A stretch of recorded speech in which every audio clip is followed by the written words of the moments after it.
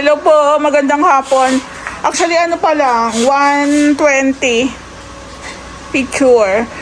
Meron po kasi kaming meet up dito sa Phase 5. So, sana tumuloy.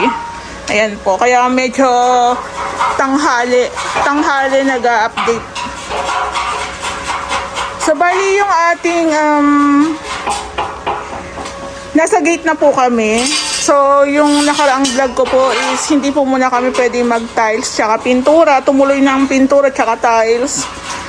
Dahil ito po yung working area. Dahil hindi naman po tayo pwedeng gumawa doon sa may kalsada tapos mainit.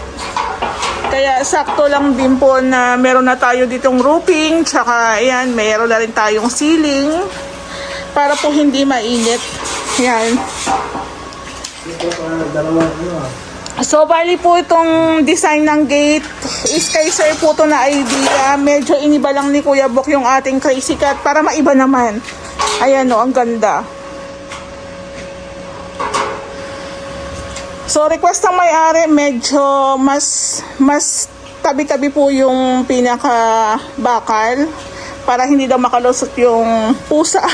hindi makakalusot yung pusa pero makakatalo. Di ba? Ayan. So, eto pong, kaya po kami nag-decide na patayo na lang po yung ating mga bakal. Kasi dito po kami mahihirapan, no? Sa may pa-curve. Ayan. At least yung aming gagawing pa-curve na lang yung, eto na lang po. Eto na lang siya. Eto na lang na part na to. Tapos the rest patayo na lang lahat.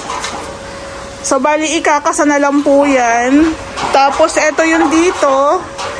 Ayun po, yung ginagawa ni Kuya Bok. So, bali ang wala na lang po natin dito is yung ating main gate, tsaka itong ating pedestrian gate. Ayan po.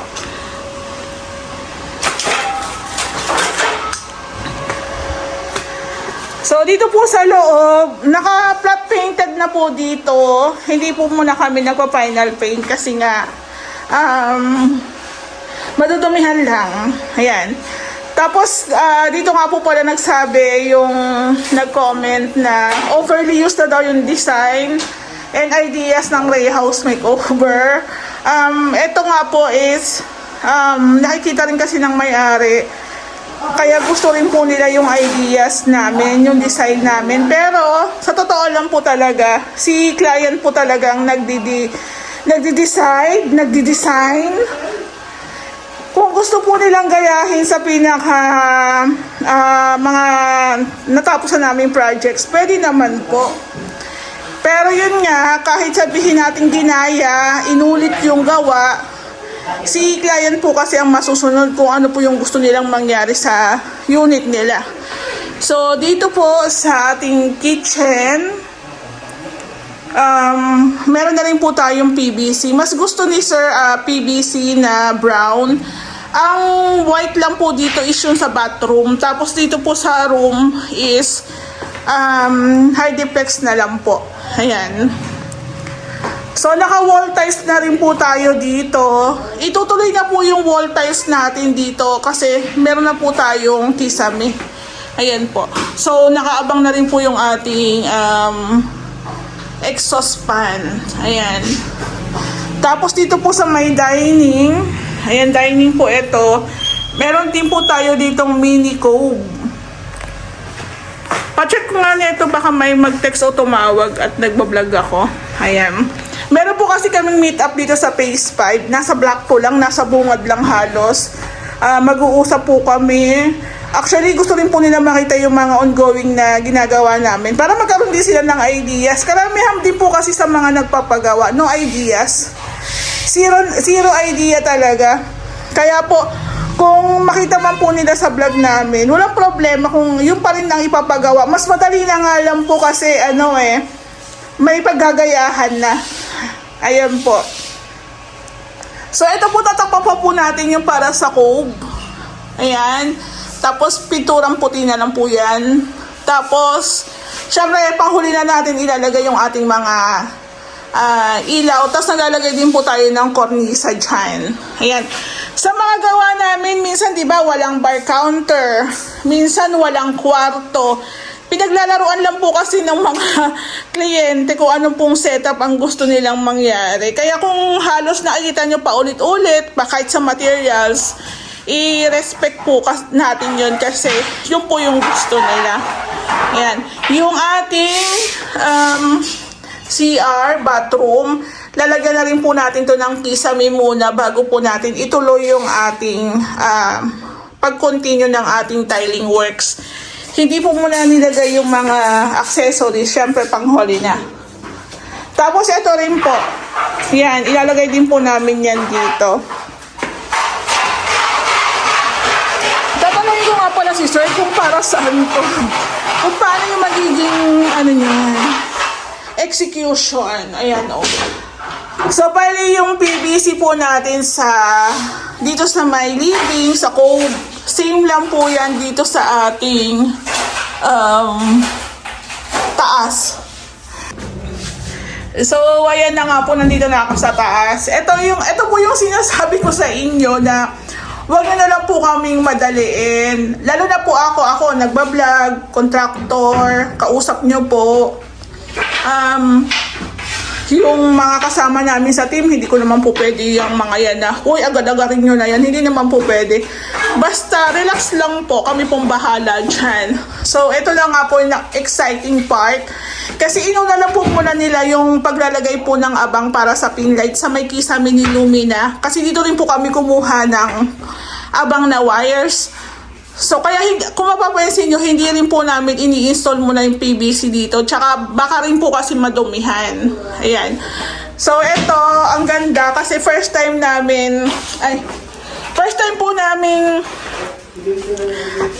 namin gumamit ng PVC brown dito po sa ating second floor. Usually kasi kulay puti eh.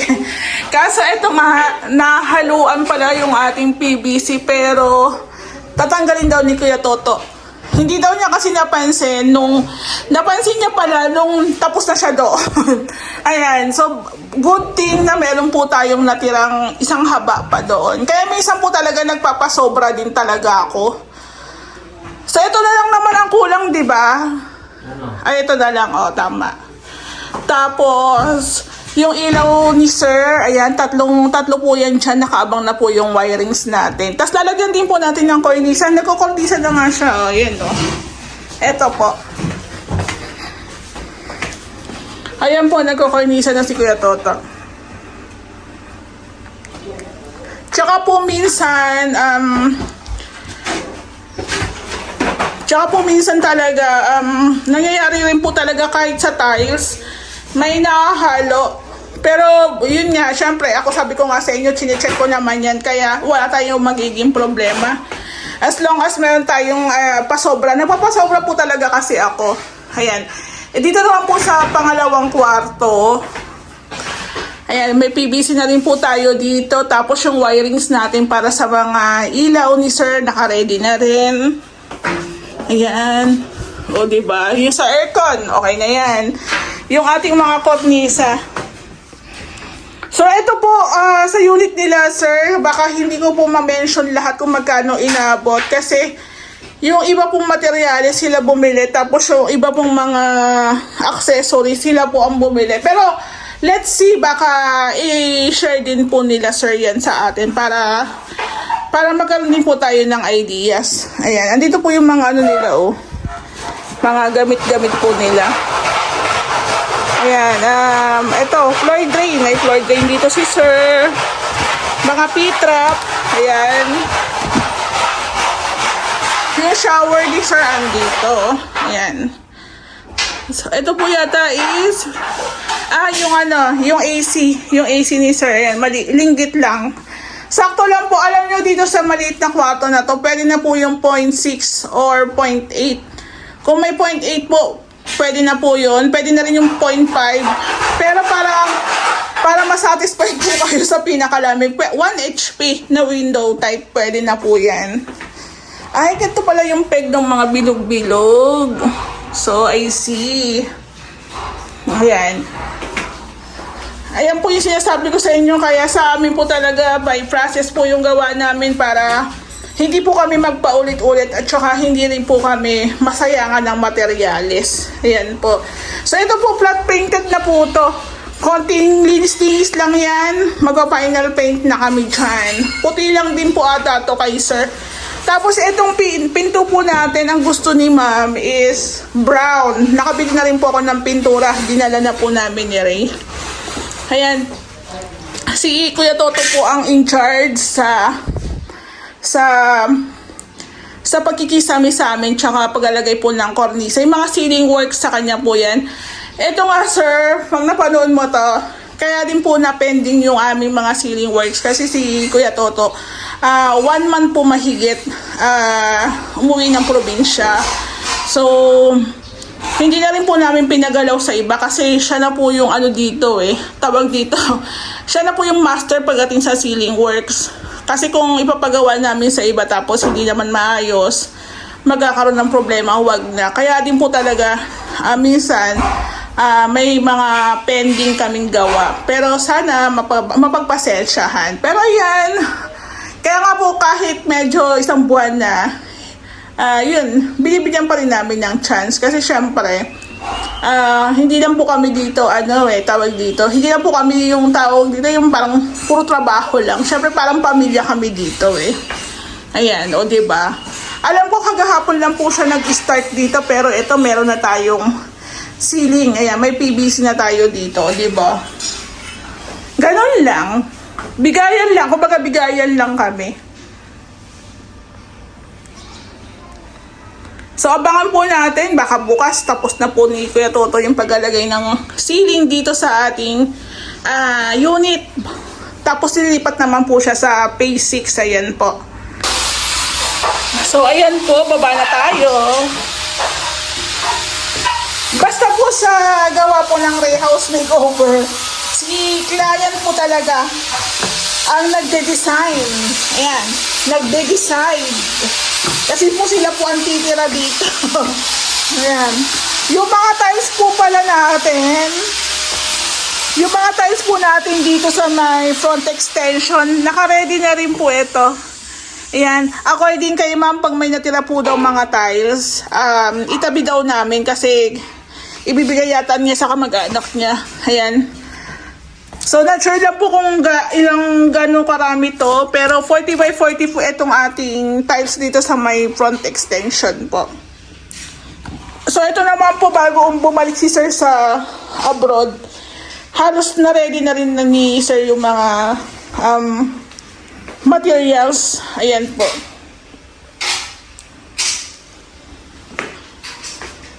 So, meron pa naman tayong mga dito, materials. Kung halimbawa kulangin, mag-order na lang.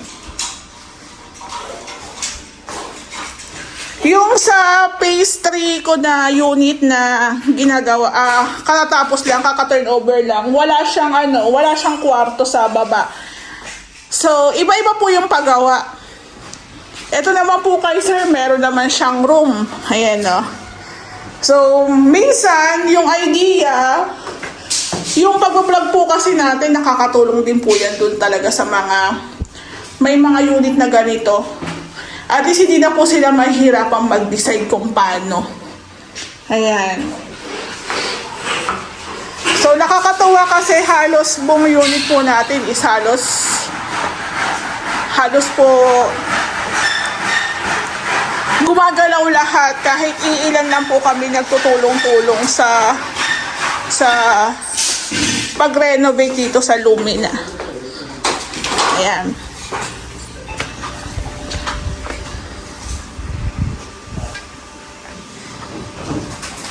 Sa amin nga po, pag anong gusto talaga ng may-ari, katulad nito, yung nagawa namin dito is nasa 10 cm po yung pinakagap, pero tinanong ko yung may-ari kung gusto niya pang dagdagan. Madali lang kami kausap, dinagdagan namin. 'Di ba? Kasi nga po talaga, may-ari po talaga ang masusunod. Ayan Maganda. So sa amin po, pagdating po sa design ng gate, gusto talaga namin iba-iba. Iba-iba po talaga para naman kahit paano kada gawa namin is may dating. Pero kung sa mga PVC, napapansin nyo, halos nagkakaparehas. Yun po kasi ang gusto ng may-ari. Gusto rin nila, wow, gusto ko rin na may PVC. Ah, wow, gusto ko rin na may spandrel. Di ba po? Tsaka sa amin po talaga, open po talaga kami na yung design, yung decision na kay client po talaga para pagdating ng renovation, pagkatapos namin magawa, walang sisihan. Kumbaga sila lahat, sa tiles, pintura, accessories, sila po lahat. Kasi sabi nga namin sila po yung titira dyan. Ay, napansin ko nga po pala, nagsemento na rin sila dito. Ayan lalagyan na lang namin dito ng drainage. Ayan. May drainage tayo dito. Ayan, isa rin po sa nagustuhan ni Sir sa gawa namin, yung aming pa-drainage dito. Ito po, meron tayo nakaabang dito na tubo. Ayan Diba? Mapapansin nyo, meron tayong mga tiles na hindi pa kinabit kasi nga po magkakabit pa kami ng gate. Ayan.